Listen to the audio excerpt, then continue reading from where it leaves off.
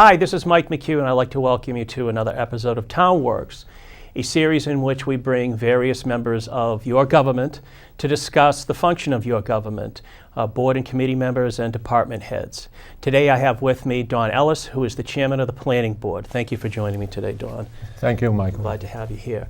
So, Don, as I have done in the past with other guests on this show, I thought we would just go through some of the perfunctory day-to-day stuff that the Planning Board does, and then we can get into some of the more long-term things that the Planning Board does, reviewing subdivisions, the approval not required. In fact, I know that your board is currently looking at reviewing some of the existing rules and regulations. So we'll just talk about those sorts of things, and again, it'll be an insight to the people at home that don't necessarily know how your board works. A very important board, a board of 5 members, a board that is an elected board. Some boards in the town are appointed. This is an elected board. It's up. There's a member who's up for election every year, and you're up. As a matter of fact, right. I believe you told me this year. So it's a 5-year term. Again, a 5-member board. You meet every other Monday night. That's correct. The second and the fourth Mondays of the month. I believe you start at around 6:30, not 7. That's correct. And you meet upstairs in the conference room on the second floor. That's correct. John, why don't we start with just talking about the day-to-day. I know that you and I have been involved in putting together, at least at this point, a part-time town planner, and which is going to be a full-time town planner. We put that in the budget for the beginning of the next fiscal year. Why don't you give us your impressions of what the town planner does, aside from advising your board at your meetings? Well, first of all, thank you for presenting us with a full-time town planner. The town planner is a very important position to the planning board because we are all volunteers, and it's very difficult to get the time to put in that the town planner needs to put in. The town planner definitely usually goes for grants, complete street program he's involved in, or the town planner would be involved in. Route 14, redoing that, the town planner's involved. It's a very important position for us to be able to back us up.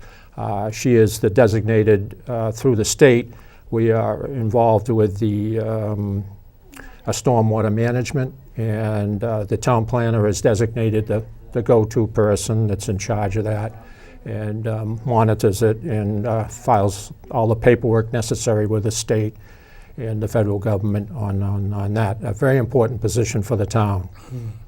Well, it's interesting, too, that you touch upon the fact that this position is going to be involved with grants. And one of the things we did do, and this was in cooperation with your board, whereas the town planner position, its primary role will be to support and advise your board. Some of the additional requirements, responsibilities of that job moving forward is looking for grants, not necessarily exclusive to the planning board, but also doing some community development work, some economic development work. So it's, again, it's a position that their main goal, their main responsibilities will be doing town planning, supporting, but we were able to kind of augment that position so that at times when there's not necessarily something driving the planning board, she can fill in and do some of these other things. So we've created a really good value-added sort of position. And again, that was really out of cooperation with your board. And I'm really happy that we're going to move forward with that. I think that's going to be great for the town and great for your board. Why don't we talk about what goes on at your meetings typically? I know that you review Form As, that you review subdivisions, you do site plan approval. Why don't we go into, first of all, Form A, the approval not required. I've heard that in the past, and it's only recently that I've really begun to understand what that is. And I would imagine there's a lot of people, listening to this show that might not know exactly what that is and may need to come to your board at some point and discuss such. So maybe you could tell us a little bit about how all that works. Well, A&R is a subdivision of a piece of land into whatever the individual applicant wants to do with it. We look at it to make sure it's on a approved street is the number one criteria of an A&R. And then we have a few other things that we require that the engineer put on the plan before he comes in to apply for it. A lot of times we will talk to residents that want to do it and help them out in giving them a direction on how to go about the process. It is a A&R plan. One of the things is that you have to sign the plan. According to the state, you can't deny it. What we put on the plan, and it's legally to put on the plan, is that it might not conform to zoning, because we're not looking at it at the plan as zoning. So what they do when we approve the plan, the individual, excuse me, the individual will go to the building department, the Board of Health, and Conservation, and so on after that to do whatever they want with it. Now, if they come in with a plan that doesn't have frontage on a street and they're just dividing a piece of land in the back, maybe to give to the abutter, we call that a parcel. When you label it as a parcel, that means it doesn't have frontage on the street, and therefore they can go ahead and sell it to the neighbor or whatever they have the use for. Excellent. Excellent. Thank you for that. You're welcome. Now, what I think the planning board really grapples with, and which takes an inordinate amount of your time and the town planner's time, is when you're doing the subdivisions. I know that in recent years there's been a few. There's a few before the board right now. They seem to kind of come and go. They seem to peak and then valley off. But I know that in speaking with you and in watching some of your meetings and speaking with the planner, that there's been some before you now. Maybe, as opposed to the situation you just described, maybe you could describe to everyone what a subdivision is and the process that you go through. The process, it usually is dictated upon the economy. When the economy is good, they'll come in with subdivisions. We recently, well, I shouldn't say recently, 7 years ago, I think it was, that we made new regulations, and the regulations were to conform, were basically the same as Mass DOT, Department of Transportation. So what was good for the state was good for the town, is the way we looked at it. The applicant will come in, there's two processes. One is a preliminary plan and one is a definitive plan. Sometimes they'll come in with a preliminary plan and it will be brought in by an engineer, and we'll review it, look at how it meets our criteria, then we'll send it to a review engineer to verify stormwater management compliance, road widths, road depths, and so on. It's a lengthy process. A lot of the developers might come in with a definitive plan, and a definitive plan means that they're not going to be asking for any waivers. They're producing the plan to us through our normal rules and regs for subdivisions. And then we'll have public hearings, be notified in comments from the abutters or anybody else that want to come in and review what the subdivision is going to be and how many house lots, if it's residential, things like that, which they should know. They should know exactly what's going in next to them or in the town, I feel. It's a lengthy process. We try to help the developer even after approvals to make sure he complies. The whole theme of things is we should work with everybody so everybody knows up front what they're expected to do and follow those rules and the regulations. They're quite extensive process, and it helps if we have a good rapport in between the board and the developer.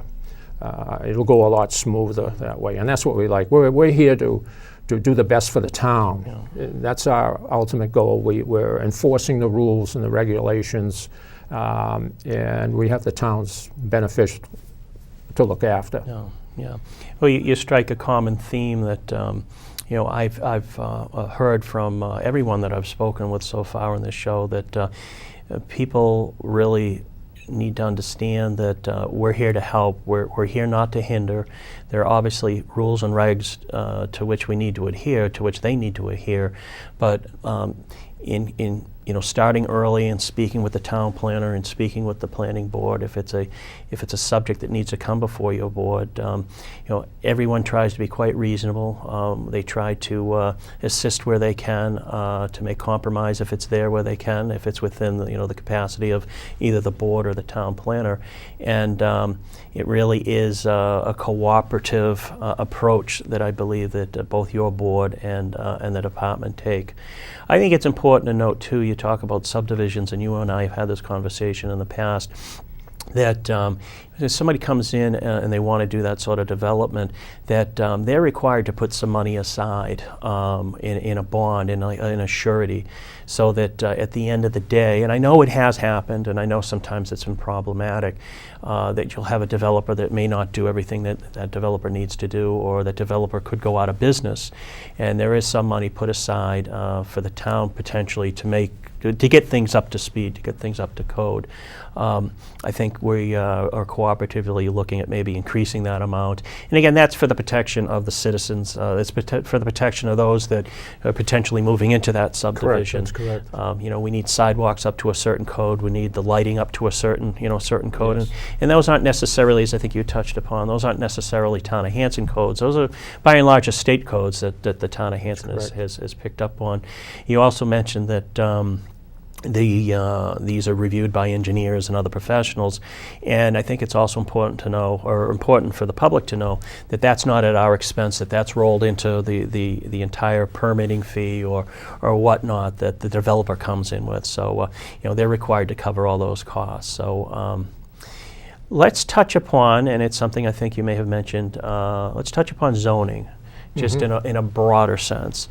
We've got a number of different areas of town that are zoned differently. We've got residential A, AA, B, commercial, and commercial industrial, flex zones. Why don't you just kind of give us an idea, if you could, the different zones and what you're able to put in the different zones. I know people sometimes get confused with the residential zones, the setbacks and the frontage and things of that nature, and some of them are allowed to be a little more dense. Yes, residential A would require 150 feet of frontage on an approved street with 30,000 square feet minimum. On an agricultural, I think it's B or A, requires 175 feet of frontage, and I think it's 40,000 square feet of land area. Each area of the town requires different settings and so on. The overlay district that we have on Main Street was designed for ma and pa type businesses on the first floor, and maybe on the second floor some residential apartments and things like that. We tried to make it, design it so that it was more country feeling than just shopping plazas here and there. So that's what's along there. And along Main Street, we try to protect the well area too. There's a spring well there, very important to the town, great water. My opinion, what my thinking is that it doesn't need to be filtered water. So it's not like some of the wells that are around that have high manganese and iron. So we try to protect that. And also we have a business district or a commercial district where we have businesses up there too, and that's totally different. We have special permits that are in the town that we do, as for example, assisted living. We've approved that came into town, and that was very interesting. It was assisted living we really wanted in the town. And the developer came from New York, and it was interesting. It was a nice gentleman, but he must not have had good relations with other towns, because he stated right off the bat that indicated that maybe we wouldn't be receptive to it. And the board told them that we were ultimately receptive for it. We needed assisted living in the town. It was a great benefit to the town. That type of business brings a lot into the town in taxes. At that time, I think it was probably about $80,000 a year. This is a few years ago that they gave the town in taxes. And the services they required were very little except for the fire department. The fire department would have to go up there and with an ambulance and service them and so on. But they get reimbursed for their runs that they were up there. So it was a win-win situation for the town, and that went fairly smooth. That's the thing we try to do, is help them get through the process. And with a town planner, it helps a lot more. It's a lot easier because he or she is always around full-time and be able to answer their questions. And then, of course, if they need the board's vote on something, then we'll have a hearing and so on, or a meeting on it. But there's different zoned areas for the town. We did medical marijuana. It's still zoned for the industrial park. As everybody knows, that the recreation got shut down, so that's no longer in the area of the town, so we have to address that, zoning for that. I don't know. And of course, questions? Well, and of course, it is required that we have an area that's zoned for adult entertainment as well. So there's these certain things that we're required to do that we don't necessarily think that those things are ever going to be built in the town, but it is a requirement, and that's the type of things, again, that your board oversees. You touch upon the fact that somebody comes from out of town and they've got a particular type of development that they'd like to put in, and maybe that doesn't fit into other communities, but it obviously, at least in this instance, fits into the town of Hanson. I think it's important to point out that the planning board tries to create the zoning that would be beneficial to the town of Hanson. Now, the zoning in Whitman or Pembroke or Hanover may not be exactly the same. They've got different dynamics. They've got different attributes that we may or may not have. So that for you and your board to stay on top of any changes, I know, as you mentioned, when you talk about Main Street and the potential for transportation-oriented development down there, the potential for additional sorts of overlays to help promote what we hope is a revitalization of that town, that street, especially centered around the commuter rail. That's something that the planning board is going to be deeply involved with moving forward, and in particular, the town planner. Again, one of the reasons that we need those sorts of that sort of expertise, that sort of skill on a regular basis, because it won't just stop there. We'll be looking at some point to do other things in town, maybe some other things on Liberty Street, which is another commercial stretch in town that we have. We've talked in the past about the fact that your board is just starting to launch into a review of all the rules and regs to try to comport better with any changes that the state may have enacted in the last several years. Why don't you talk about what you envision that process being? Yes, we have started that a couple of weeks ago with the members of the board we post the meetings if anybody would like to come, but we go through the present rules and regs that we have for subdivision control. And we're looking through to update to new rules that might be out and new processes that the state has. Right now, it's governed after Mass Highway.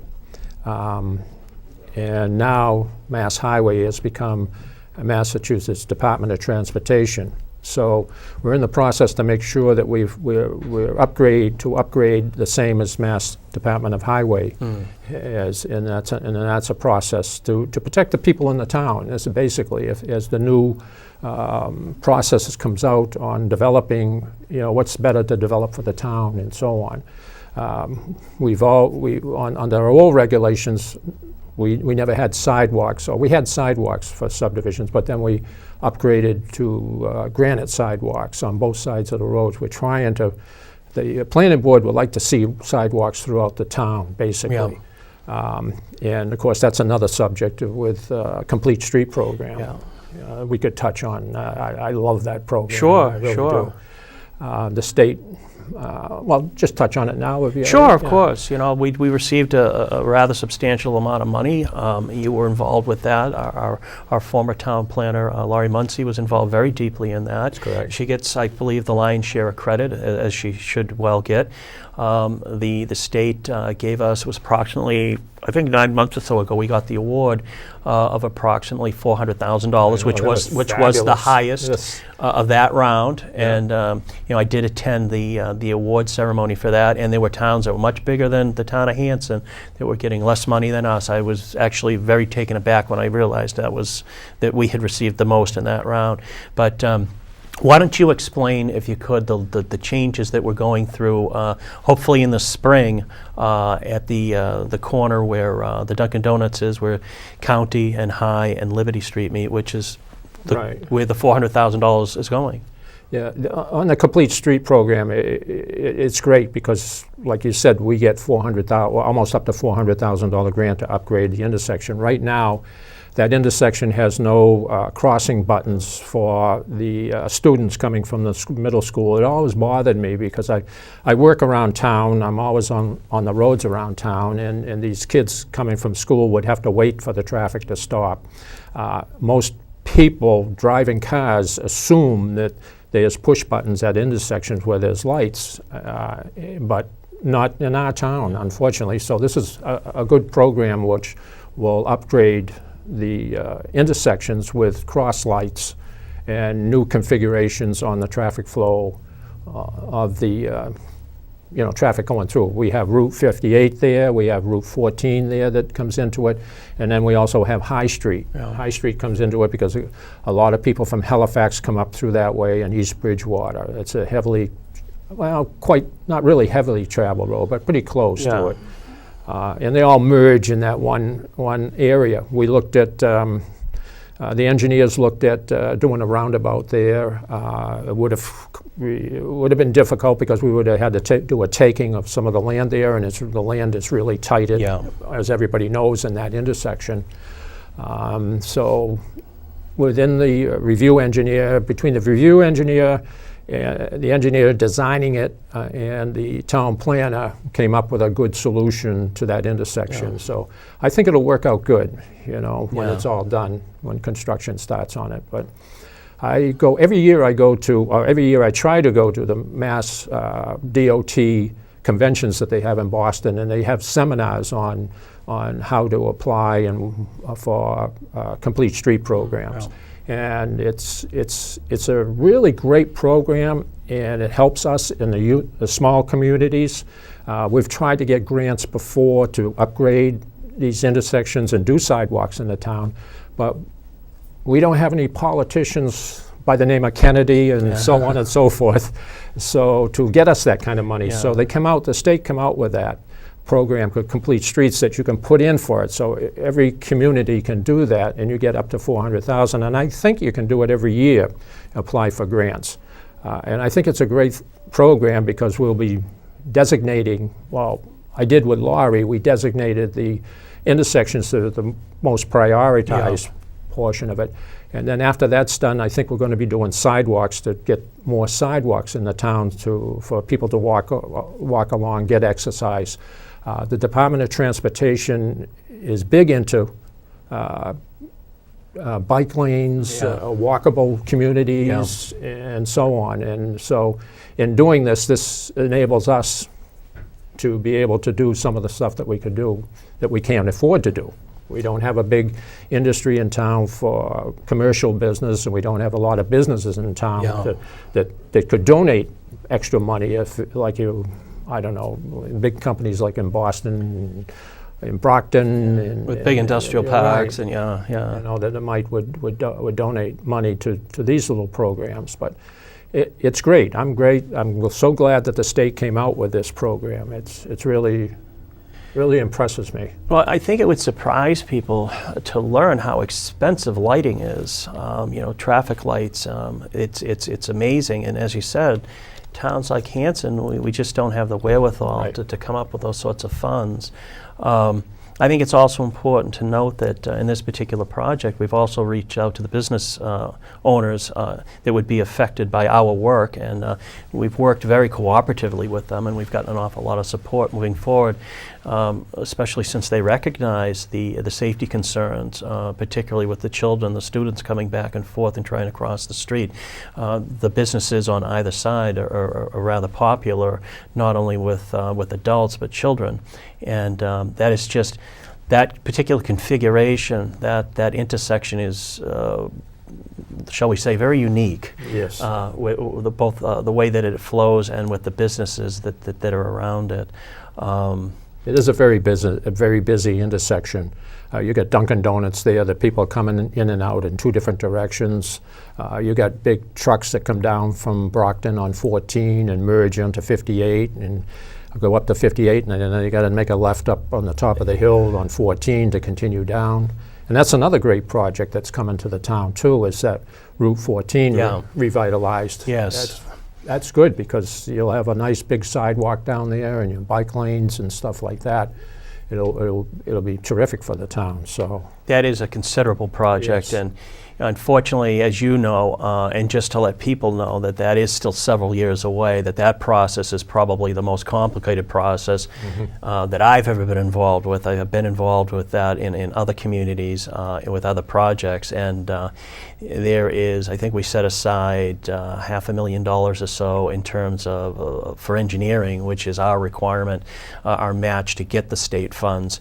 The state funds that we get, again, probably we're talking 3 or 4, maybe 5 years out, are going to be quite impressive. We're talking millions and millions of dollars that obviously the town of Hanson doesn't have, and the townspeople might not necessarily be interested in borrowing that big of a sum. So it's going to make some very, very drastic improvements on that particular stretch of road, both in drainage and in safety in terms of line of sight. You take that corner right after the pond going towards Pembroke, and it can be quite harrowing. So we're looking forward to that. Well, we're just about done. Why don't we, if you'd be comfortable enough, why don't we touch upon stormwater management? I know that that's something that now falls underneath the planning board. I had a little experience with it in other towns. People might hear that as a buzzword and not exactly understand what that means. You know, usually the developers understand, and obviously your board understands. But just give people, as we wrap up the show, an idea of, Sure. of what your impressions, what your approach is to stormwater management. stormwater management is very important. That falls under the state guidelines. It falls under the planning board, and in turn we have the town planner be the go person for it, because it's around full time. And work with the highway department, worked with conservation and different boards on stormwater management, new businesses through the ZBA and things like that. It's important that the water that's on a subdivision, whether it's a business going in or residential subdivision, that all the water stay on the person's land and in that subdivision and controlled. The drainage from the street drainage water will go into the basins that are on the street, and in turn they go into a forebay where it first collects, and then after it fills up there, then it spills over into a basin that contains it, and then it percolates back down into the aquifer, or depending on where it might be, back into wetlands and so on, which is what is needed. It's a very important position, and we're glad we have a town planner that can do this. You know? And work with the highway department. There's filings that have to be done with the state. The town has to document their drains that are on the street, and it's an ongoing program. The requirements that the town has to follow, the highway department has to follow. So we need a go person to go in between and make sure that this is all falling correctly. If you don't, the state can come back and fine you. Oh, yes. You know. I do. And it's could be severe at times. So there's an awful lot to planning in town since I first got on the board 8 years ago. And you have to move. You have to move and change with the requirements and the EPA systems, the stormwater management systems, the state systems. There's so many rules and regulations now that if you fall behind, you're going to be in a lot of trouble. You know. And I think that you've just given everyone an insight that they may not have had before in terms of, and there are more things that we could discuss right now, but you've given people an idea, I think of a very good broad-based idea of what your board does and what the department does. And again, I want to thank you for coming, Thank you. Dawn. Thank you very much. I look forward to many, many years of still working with you and So do I. the town planner. And It's a great community. it is I'll a say great community. It is. And if there's other people out there that, may I add, Certainly. that there are committees that need volunteers in the town. We're all volunteers. All elected officials are volunteers. We get no compensation for it. It's the like of doing what we can for the town in the best direction for the town, and we work well with everybody in the town hall. It's a great group of people. Anybody that would volunteer would enjoy it. I certainly do. Thank Great. you. Thank you, Dawn. And I want to thank everyone for joining us for this episode of TownWorks. I'm Mike McHugh. I'm your town administrator, and I look forward to speaking with you again very soon.